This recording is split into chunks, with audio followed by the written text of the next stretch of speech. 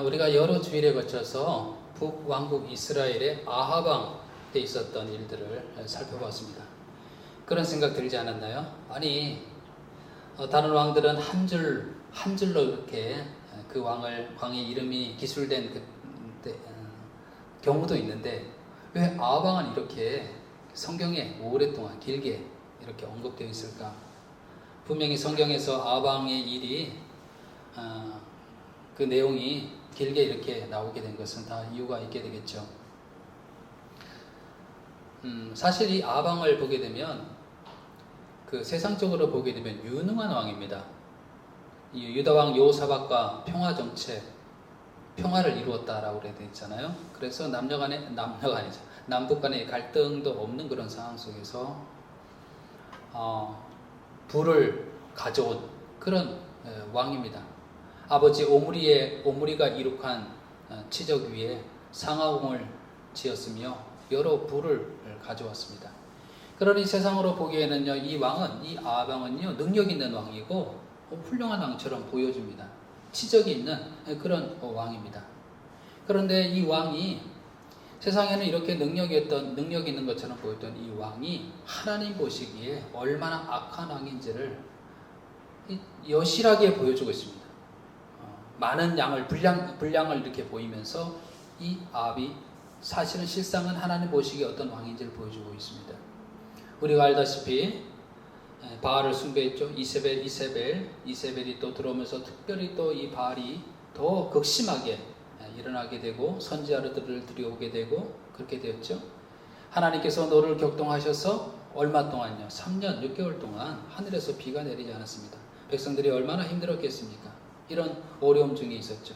하나님의 선지자를 핍박했잖아요. 그래서 엘리야가 얘기했죠. 나밖에 안 남았습니다. 주변에 하나님을 섬기는 선지자들이 다 죽음을 당하고 이제는 나밖에 남지 않았습니다. 라고 얘기할 정도로 하나님의 선지자를 핍박하게 되었죠.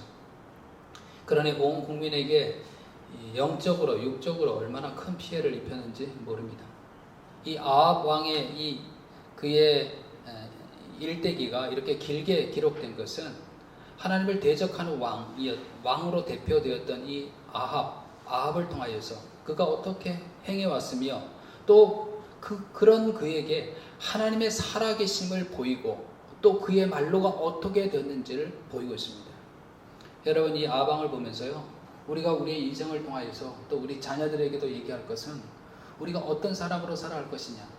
그저 세상에서 능력 있고 세상에서 부를 누리고 권세를 가지고 살아가는 것, 이것으로 우리 인생이 성공적인 삶이 아니다라는 것을 분명히 알게 되고 우상을 섬기지 아니하고 오직 하나님을 섬기며 어떤 핍박 가운데서도 하나님을 소망하며 그렇게 내 인생을 하나님 말씀대로 살아가는 인생이 복된 삶이다라는 것을 아합을 통해서 보게 됩니다. 우리의 인생의 목표, 우리의 인생의 갈 바를 분명하게 잘 세우기를 바랍니다. 자녀를 위해서도 기도하게 될 때 그냥 세상적으로 잘 되는 자녀가 되기를 위해서 기도하는 것이 아니라 엘리야와 같이도 정말 하나님 바라보며 하나님 의지하며 하나님의 그 일의 도구가 되어서 사용되지는 복음을 전하는 도구가 되기를, 하나님 잘 섬기는 자녀가 되기를 그렇게 원하는 기도를 자녀를 위해서 기도할 때도 그렇게 해야 된다라고 하는 것을 우리는 알게 됩니다. 아합 왕의 마지막이 어땠습니까? 지난주에도 봤죠. 참 선지자였던 미가야의 예언은 무시했죠. 거짓 영에 따라서 거짓 예언을 했던 400 거짓 선지자의 예언을 따라서 그가 전쟁터로 올라갔죠. 한 사람이 무심코 쏜 화살에 맞아서, 그것도 갑옷 사이에 그 이음새에 맞아서 죽임을 당하게 됩니다. 우연 같았지만 우연이 아닌 필연적으로 하나님께서 그렇게 하셨습니다. 또 그가 많은 피를 흘리고, 그가 죽어서 많은 피를 흘리고 그 병거를 씻게 될 때, 피가 많이 고인 병거를 씻게 될 때 사마리아 못에서 씻었죠. 개들이 그의 피를 핥았다 그랬습니다. 엘리야가 그의 인생의 말로에 대해서 하나님의 이름으로 심판의 예언을 했던 그 말 그대로 이루어지는 것을 보게 됩니다. 그의 말로를 생각하게 될 때, 그의 죽음을 생각하게 될 때 우리는 하나님이 정의로우신 분이심을, 하나님께서 죄에 대해서 심판하시는 분임을 우리는 분명히 알게 됩니다. 우상 숭배하여서 자기 나름대로 가진 우상을 숭배하면서 형통하게 사는 것 같이 보여도 결국은 하나님의 그에 대한 심판이 있다라고 하는 것을 보게 됩니다. 어떤 상 하나님만을 섬기며 어떤 상 하나님 말씀에 순종하여 사는 삶이야말로 가장 복된 삶이라고 하는 것을 아합이라고 하는 인물을 통하여서 구체적으로 계속해서 성경은 보이고 있었다는 것을 우리가 알게 됩니다. 아합을 반면 교사로 삼을 수 있는 그런 우리가 되기를 바랍니다. 아합이 죽었습니다. 누가 그를 이어서 왕에 오릅니까? 아하시아입니다. 아하시아는 어떤 왕으로 평가되고 있습니까? 성경에 그에 대해서 이야기를 하고 있죠. 오늘 본 말씀도 읽으셨잖아요. 52절 53절에 보게 되면 그가 여호와 앞에서 악을 행하여 그의 아버지의 길과 그의 어머니의 길과 이스라엘에게 범죄하게 한 느밧의 아들 여로보암의 길을 행하며 바알을 섬겨 그에게 예배하여 이스라엘 하나님 여호와를 노하시게 하기를 그의 아버지의 온갖 행위같이 하였더라. 누구를 따라갔습니까? 누구의 길을 갔다고 얘기하고 있죠? 그의 아버지의 길, 그의 어머니의 길. 더 올라가자면 누구의 길? 여로보암의 길을 갔대요. 여로보암의 길, 어떤 길입니까? 아합의 길, 이세벨의 길, 어떤 길입니까? 우상을 숭배하며 하나님을 대적하던 그 길을 갔다라고 하는 거죠. 그 부모가 갔던 길을 걸어갔대요. 여러분, 부모가 갔던 길을 걸어갔다라고 하는 말이 어떤 생각이 딱 듭니까? 저는 바로 이런 생각이 딱 들더라고요. 나는 어떤 길을 자녀에게 길을 내어주고 있는가? 이런 생각도 들고 또 나는 지금 어떤 길을 보면서 그 길을 걸어가고 있는가? 라는 그런 생각도 들게 됩니다. 우리의 삶도 가만히 생각해 보면요. 결국은요. 내가 어느 길을 따라 걸어가고 있고 또한 내가 길을 내고 가고 있습니다. 어떤 길을 열어주고 가고 있습니다.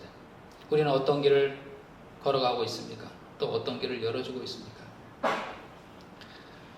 얼마 전에 초대 문화부 장관을 지닌 이어령 교수가 돌아가셨습니다. 89세의 일기로 2월 26일에 별세하셨습니다. 사실 이분은요 상당히 지극히 그 이성주의자고 무신론자였죠. 하나님을 믿지 않았죠. 그런데 그의 딸 이민아 검사였다가 이후에 목사가 된 이민아 목사가 아버지를 위하여서 기도하고 아버지에게 복음을 전하고 그리하여서 이 아버지를 예수님께로 인도해냈습니다. 많은 그가 세례를 받게 될 때 많은 목사님들의 관심을 가지고 그의 세례에 참여하게 되고 또 그를 축복하는 그 일이 있었습니다. 이민아 목사는 10년 전에 위암 말기로 시한부 선고를 받고 항암 투병을 받지 아니하고 하나님 나라에 갔습니다. 세상을 떠나게 되었죠. 그런데 이 딸인 이 이민아 목사가 투병하는 그의 모습을 보면서 아버지가 많은 감명을 받았대요. 그래서 본인도 암에 걸리잖아요. 본인도 암에 걸려서 돌아가시게 될 때 딸인 이민아 목사가 그러했던 것처럼 항암을 받지 아니하고 그대로 그 죽음을 받아들이는 가운데 그 죽음을 기꺼이 받아들이는 그 길을 걸어갔습니다. 그러니 이 이어령 전 장관이 세례를 받고 예수를 믿게 된 것은요, 누가 길을 여는 그 길을 가게 된 겁니까? 딸이 길을 연 거예요. 보통은 부모가 길을 열고 딸은 따라오고 아들은 따라오고 그렇게 생각할 수 있잖아요. 그런데 이 경우는 뭐냐면 딸이 아버지에게 그 길을 연 겁니다. 예수님께로 향한 그 길을 연 겁니다. 그래서 이어령 전 장관이 2015년에 에세이를 썼는데 딸에게 보내는 굿나잇 키스라고 하는 그런 에세이집을 냈습니다. 그때에 그 책에서 이렇게 얘기를 했습니다. 아버지들은 딸을 구한다고 믿고 있지만 사실은 딸이 아버지를 구하는 일이 더 많다라고 그렇게 고백을 했습니다. 자신의 사랑하는 딸이 자기를 구원의 길로 인도했음을 고백하는 그 말이었습니다. 딸이 아버지에게 구원의 길을 열었고 또 이 아버지는 그리스도를 믿음으로 말미암아서 그를 알고 있는 많은 사람들에게 예수님을 향한 그 길을 걸어갔던 것을 보게 됩니다. 아버지의 길을 이 아합을 아합의 아들 아하시아를 이야기하면서 그는 아버지의 길, 어머니의 길을 따라갔다라고 그렇게 얘기를 했잖아요.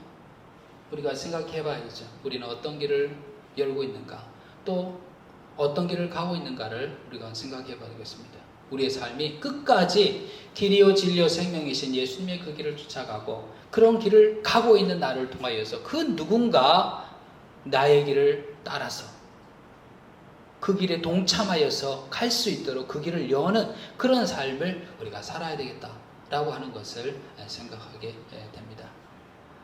여하튼 이 아합을 통하여서 또 그의 길을 따라갔던 이 아들 아하시아를 통하여서 우리가 깊이 생각하시면서 우리의 인생을 어떻게 살아야 될 것인가를 잘 볼 수 있는 그런 교훈을 우리가 가져야 되겠습니다.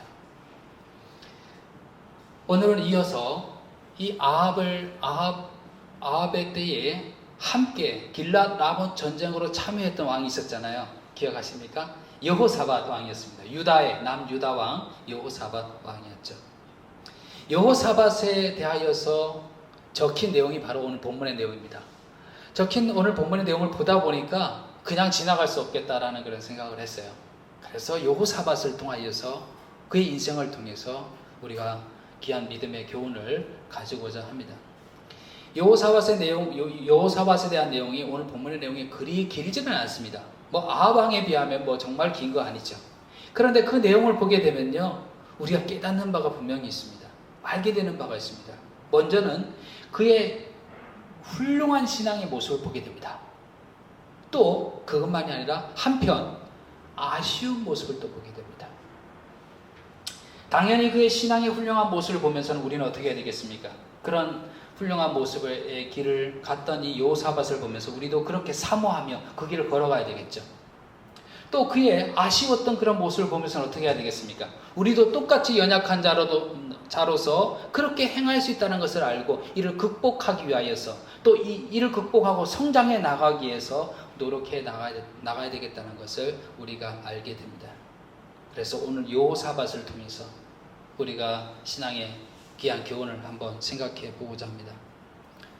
남유다 왕 여호사밧은 35세의 왕으로 올랐다. 그래서 25년 동안 유다를 다스렸다라고 그렇게 말씀하고 있습니다. 먼저 그는 어떤 왕이었습니까? 43절을 읽어보니까요. 여호사밧은 그의 아버지 아사의 모든 길로 행하며 돌이키지 아니하고 여호와 앞에서 정직히 행하였으나 어떤 왕이었습니까? 먼저 그는요 여호와 앞에서 정직히 행하였다 라고 되어 있습니다. 간단한 표현이잖아요. 하나님 앞에서 정직히 행하였다는 말 너무 간단한 표현이잖아요. 그러나 생각하면 생각할수록요 우리가 사람 앞에서 정직히 행하기 어렵죠. 또 허물이 다 드러나고 그렇죠. 근데 모든 것을 아시는 그 하나님, 그 중심을 보시는 그 하나님을 살아계심을 믿은 즉 그 앞에서 정직히 행하였던 왕이다라는 그런 얘기를 들었습니다. 정직히 행하는 것. 정직히 행한다라고 하는 것은 숨김이 없다는 거잖아요. 숨김이 없다. 하나님 앞에서 숨김이 없었던 거죠. 하나님을 향한 경외함이 있었습니다. 여러분 시편을 보는 가운데 범죄했던 다윗이 밧세바와 함께 범죄했던 이 다윗이 정말 하나님께 간절한 마음으로 간구했던 내용이 있습니다. 그 내용 중에 하나가 우리가 잘 알고 있는 내용인데요. 하나님이여 내 속에 정한 마음을 창조하시고 내 안에 정직한 영을 새롭게 하소서. 범죄한 이후에 그가 하나님께 자기의 죄를 고백하면서 하나님 저에게 정직한 영을 새롭게 하소서라고 하는 말을 보면서요. 하나님 앞에 정직하게 서는 것이 하나님 앞에 막힘없이 서는 그것은 하나님 앞에 정직하게 서는 것이라는 것을 알기 때문에 정직한 영을 새롭게 하소서라고 그렇게 말하고 있습니다. 범죄했던 아담이 하나님 앞에 눈을 피하잖아요. 도망가잖아요. 하나님의 눈을 피하잖아요. 왜요? 죄를 범하였기 때문에. 하나님 앞에 설 수 없는 거죠. 하나님 앞에 정직하게 될 때 하나님의 눈을 볼 수 있는 겁니다. 우리도 사람과의 관계에 있어서 뭔가 걸리는 게 있으면 눈을 보지 못하잖아요. 피하잖아요. 그런데 정직하게 될 때 그 눈을 보게 되는 거잖아요. 하나님의 눈을 보게 되는 것, 우리가 정직하게 서게 될 때입니다. 하나님 앞에 정직할 때에 뭐가 우리에게 있게 되냐면 영적인 분별력이 있게 됩니다. 지난주에도 영적인 분별력에 대해서 우리가 나눴지만은 어떻게 영적인 분별력이 우리에게 있게 되는가라고 하는 것은요, 하나님 앞에 정직하게 설 때입니다. 여러분 생각해 주십시오. 내게 주신 하나님의 말씀 앞에 내가 정직하게 서는 거예요. 그 말씀이 비춰주는 대로 내 죄를 비추고 나의 연약함을 비추고 나의 불신앙을 비출 때에 정직하게 서서 회개하고 정직하게 서서 저를 도와주십시오라고 얘기하고 그럴 때에 내게 그런 영적인 분별력이 생기는 겁니다. 기도도 마찬가지죠. 하나님 앞에 기도하게 될 때, 정직하게 하나님께 기도하게 될 때에, 그럴 때에 하나님께서 내 속에 있는 그 악한 것을 보게 하시고 죄를 보게 하시고, 그래서 바르게 분별할 수 있는 겁니다. 내 욕심을 보게 하시고 탐욕을 보게 하시고, 정직하게 서게 될 때 그렇게 되는 거죠. 하나님 앞에 정직하게 행하였던 여호사밧이요, 영적인 분별력을 가졌다는 것을 우리가 어떻게 알 수 있습니까? 지난주에 우리가 이미 봤잖아요. 그렇죠? 아합이 길르앗 라못으로 올라가서 전쟁해야 될 것인가 말 것인가 400명의 선지자를 놓고 그들 앞에 얘기를 하게 되죠. 어떻게 하는 게 좋겠느냐 그랬더니 400명이 정말 한결같이 올라가십시오. 하나님께서 승리를 주실 것입니다. 라고 얘기를 했습니다. 그 말에 도취되어서 아합은 보라 이거죠. 하나님께서도 이것을 원하는 거 아니냐라고 이렇게 얘기를 하는 거죠. 그런데 여호사밧은요, 알아차렸습니다. 이것이 하나님의 진정한 뜻이 아니라 그들의 아첨하는 말이라고 하는 것을 분별했습니다. 그 분별하는 일이, 그 영적인 분별력이 어디서부터 온 겁니까? 하나님 앞에 정직하게 서기 때문에 그렇습니다. 우리가 하나님 말씀 앞에 정직하게 서고 하나님께 기도함을 통해서 하나님 앞에 내가 정직하게 서게 될 때에 우리는요, 분별하게 됩니다. 속지 않습니다. 눈이 가리지 않습니다. 눈이 열려서 보게 되는 것입니다. 예수님께서 이런 말씀을 하신 적이 있습니다. 요한복음 7장에 보게 되면 이런 말씀하셨습니다. 사람이 하나님의 뜻을 행하려 하면 그 교훈이 하나님께로부터 왔는지 내가 스스로 말함인지를 알리라. 스스로 말하는 자는 자기 영광만 구하되 보내신 이의 영광을 구하는 자는 참되니 그 속에 불의가 없느니라. 그리스도인들이, 우리 예수님 믿는 우리들이 기도할 때마다 기도 제목이 이거잖아요. 하나님 뜻대로 살게 하옵소서. 이렇게 기도 많이 하잖아요. 그죠? 하나님 뜻대로. 그런데 하나님의 뜻을 따라 행하려 할 때는 필수적인 게 뭡니까? 분별해야 되잖아요. 이거 하나님의 뜻인지 아니면 내 욕심인지 분별해야 되잖아요. 이 분별함은 하나님 앞에 정직히 서게 될 때 분별함이 오게 되는 겁니다. 그럴 때에 예수님이 말씀하신 것처럼 내 영광을 구하지 아니하고 하나님의 영광을 구하게 되는 그 길을 쫓아서 행하게 되는 것입니다. 여러분, 여호사밧이 어떤 인물이라고 성경이 얘기하고 있다고요? 하나님 앞에 정직히 행하였다. 이 말을 그냥 흘려보내지 마시고 우리도 하나님 앞에 정직하게 서도록, 말씀 앞에 정직히 서고 기도함으로 하나님 앞에 내가 정직히 서게 될 때에 내가 영적인 분별을 가지고 이 어지러운 시대에, 이 시대에 바르게 분별하여서 내 영광이 아니라 하나님의 영광을 구하며 살아갈 수 있는 그런 우리가 되기를 간절히 축원을 드립니다. 이런 여호사밧이 하나님 앞에 정직히 행하였다라고 하는 그런 칭찬을, 그런 평가를 성경은 하고 있는데, 그래서 여호사밧의 때 보게 되면요, 개혁을 했습니다. 역대기에 보게 되면요, 재판 제도를 개혁했습니다. 또 오늘 46절에도 보니까 오늘 같이 읽으셨죠? 그가 그의 아버지 아사의 시대에 남아있던 남색하는 자들을 그 땅에서 쫓아내었더라. 윤리적이고 도덕적인 개혁도 하고 있는 것을 보게 됩니다. 정말 멋진 모습이죠. 그런데 오늘 본문에서도요, 성경은 뭘 얘기하고 있냐면 그럼에도 불구하고 그의 아쉬운 점에 대해서 얘기를 하고 있습니다. 어떤 내용이었습니까?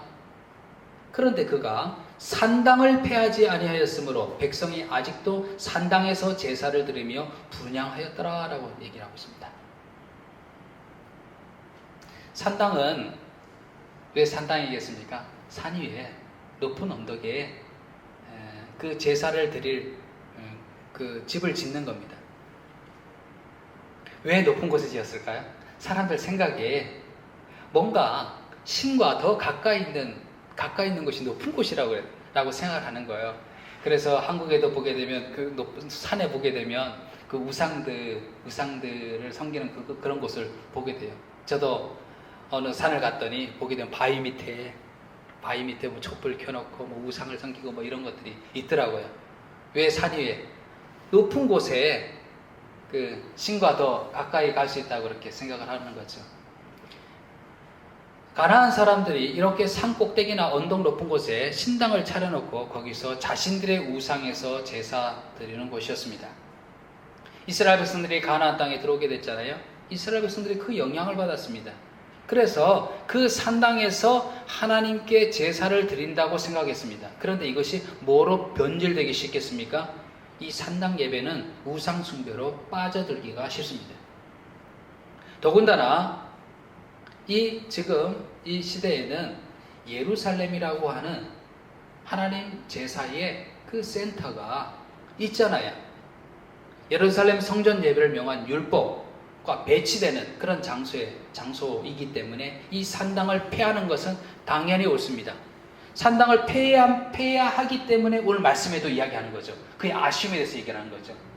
산당을 폐하지 못했더라 라고 그렇게 얘기하는 거죠. 그럼 생각을 해보게 됩니다. 왜 여호사밧이 산당을 폐지하지 못했을까? 조금만 생각해 보게 되면 알 수가 있을 것 같습니다. 왜냐하면 이 산당 제사는 오랜 전통으로 여겼습니다. 백성들 사이에도 널리 사용되던 관례적인 제사의 장소가 바로 산당이었습니다. 그러니 여호사밧이 백성들의 마음을 거스르기가 어려웠던 겁니다. 뭘 못한 겁니까? 이것이 죄임에도 불구하고 거기에서 분명하게 선을 긋지 못한 여호사밧의 모습을 성경이 이야기를 하고 있습니다. 산당은 마땅히 폐해졌어야 되는데 그 죄에 대해서 단호하지 못했던 겁니다. 선을 긋지 못했던 겁니다. 백성들 사이에서 너무 널리 퍼져 있으니 그 마음을 생각하게 될 때에 어려웠던 거예요. 선을 긋지 못했던 거예요.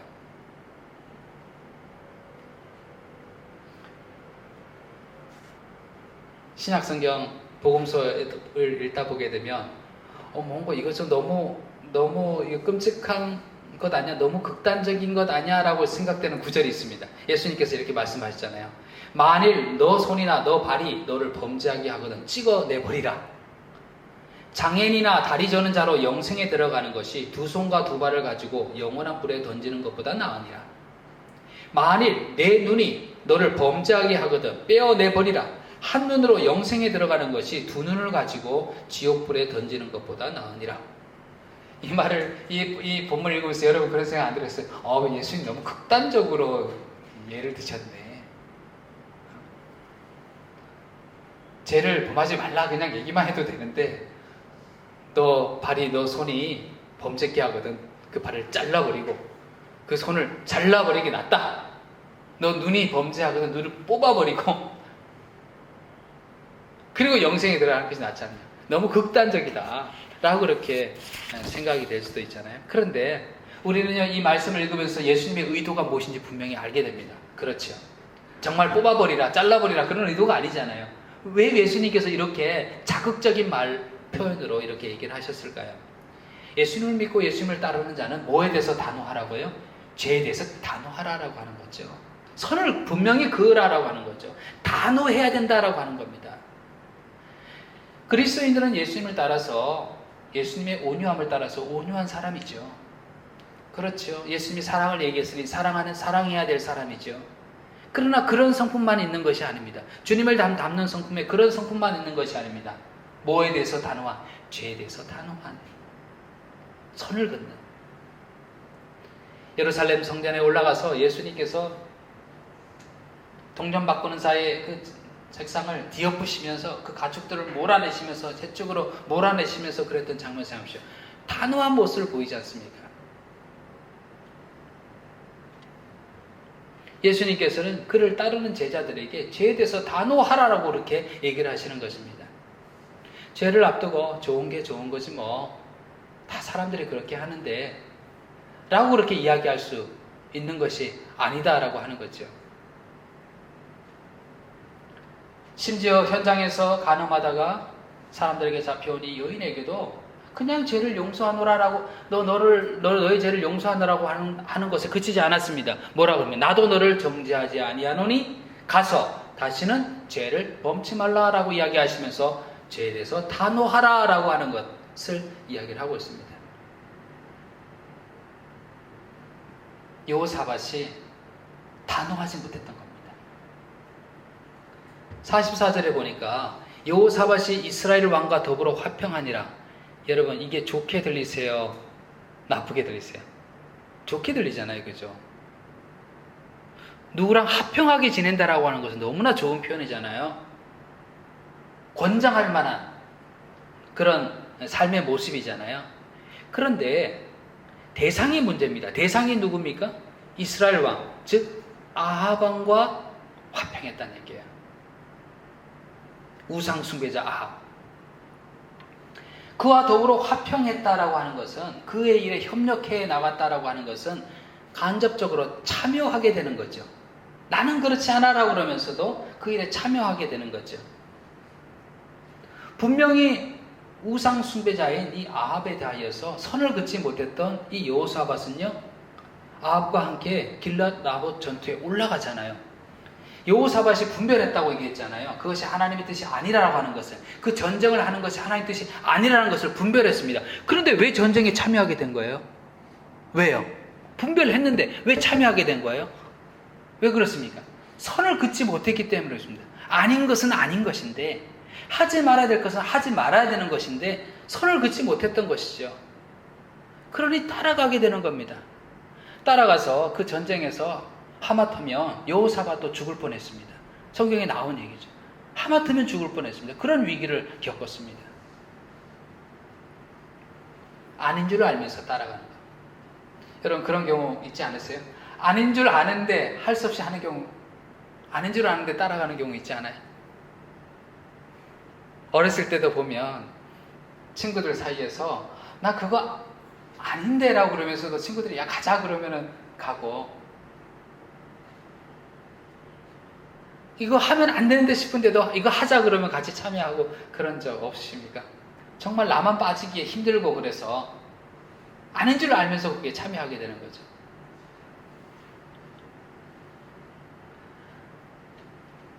제 여동생 중에 한 명이 중학교 때 가출을 했어요.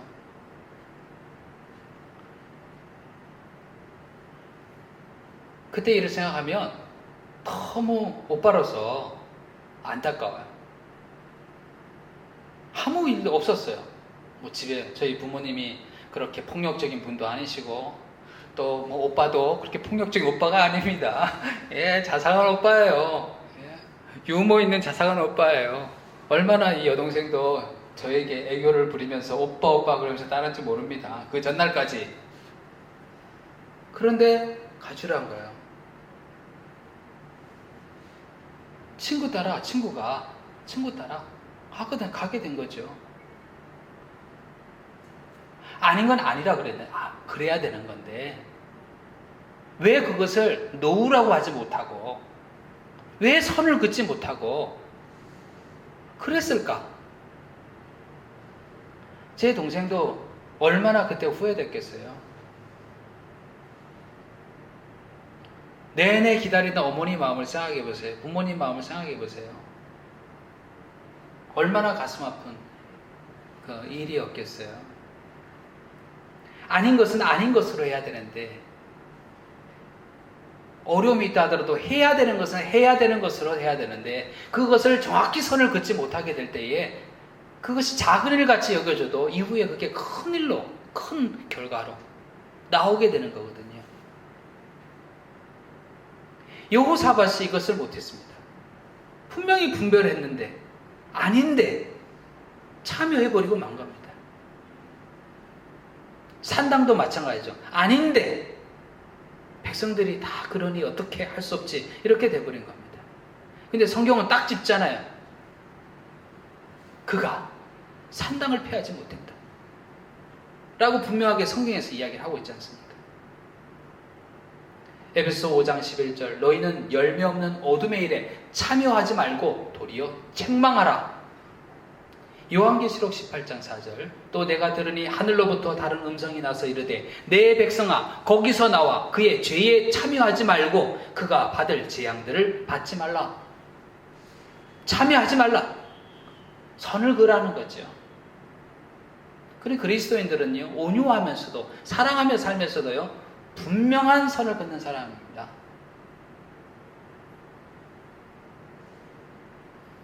여호사밧을 보게 될 때 너무 안타까운 거죠. 그 모습이 너무 안타까웠던 거죠. 여호사밧을 보면서 우리도 간접적인 교훈을 우리가 받아야 됩니다. 어떻게 하자? 죄에 대해서 분명히 선을 긋는 분명함이 있자. 담대함이 있자. 이 세상 가운데 참 애매한 경우 있잖아요. 그래서 나도 모르게 사람에 휩쓸려서 거기에 그냥 원치 않지만 따라가는 경우도 많잖아요. 단호함, 죄에 대한 단호함, 분명함, 이것이 있어야 된다는 것을 여호사밧을 통해서 보게 됩니다.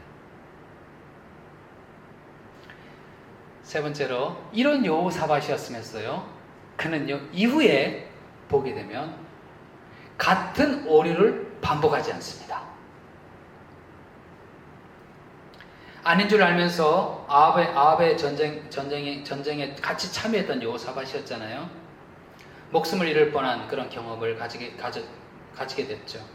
그 경험 속에서 큰 교훈을 얻었을 것입니다. 그 비슷한 유형의 일이 발생하게 되는데 오늘 본문에 나와 있습니다.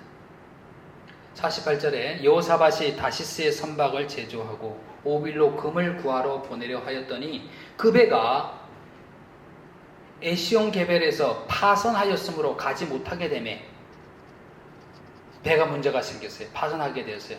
문제가 발생했잖아요. 이 일을 해결해야 되잖아요. 그때 마침 49절을 보니까 아합의 아들 아하시아가 여호사밧에게 이르되 내 종으로 당신의 종과 함께 배에 가게 하라 하나 여호사밧이 허락하지 아니하였더라. 배가 파손되어서 내가 우리나라에서도 도와줘서 같이 가면 되지 않겠어요? 같이 해결하면 되지 않겠어요? 라고 하는 말을 들었을 때 얼마나 호의적인 말입니까? 그렇죠. 거절할 수 없는 거잖아요. 그런데 여호사밧은 이를 거절하게 됩니다. 우상 숭배자 아합과 화평함을 가지고 왔던 그 결과에 대해서 기억하고 그 교훈을 마음속에 가지고 있었던 것입니다. 아합의 아들 아하시아는 우상 숭배자 여로보암과 그의 아버지 아합과 그의 어머니 이세벨의 길을 가고 있던 자였다는 것을 여호사밧은 알고 있었기 때문에 그렇습니다. 여호사밧은 분명히 이때는 어떻게 하고 있습니까? 요즘 말로 이야기하면 손절하고 있습니다. 딱 거절하고 있습니다. 노라고 이야기하고 있습니다. 가장 도움이 필요한 것 같고 그것을 받아들이는 것이 가장 합리적인 것 같지만은 거기에 대해서 노라고 하고 있는 것을 보게 됩니다. 이미 겪었던 그 같은 그 오류를 범하지 않고 있는 것을 보게 됩니다.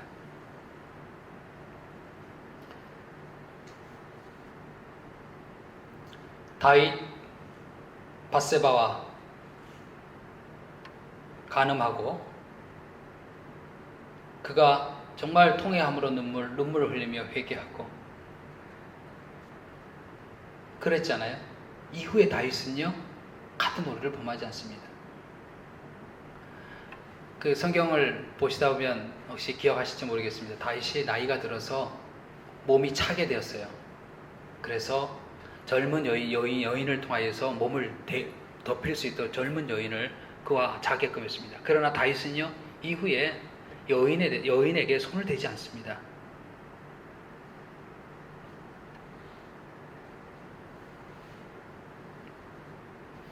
여러분 우리도 잘못된 판단 속에서 내가 넘어졌던 경험들, 거절하지 못하여서 죄에 참여했던 그런 후회된 경험들이 있을 수 있습니다.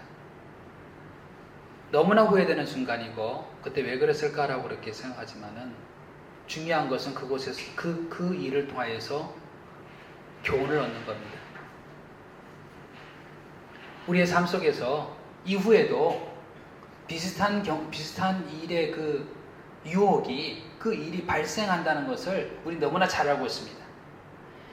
그때 이 일에 대해서 내가 분명한 교훈을 받은 사람은요, 여호사밧과 같이도 그 일에 참여하지 않았다라고 하는 여호사밧과 같이도 그렇게 하게 되는 것이죠. 또 너무나 감사하게도 우리에게는 성경 말씀이잖아요. 말씀을 통하여서 그 일을 겪었던 사람들의 모습을 보면서 우리는요, 간접적인 경험을 하게 됩니다. 그렇구나. 내 인생에 있어서 이런 것을 조심해야 되는구나.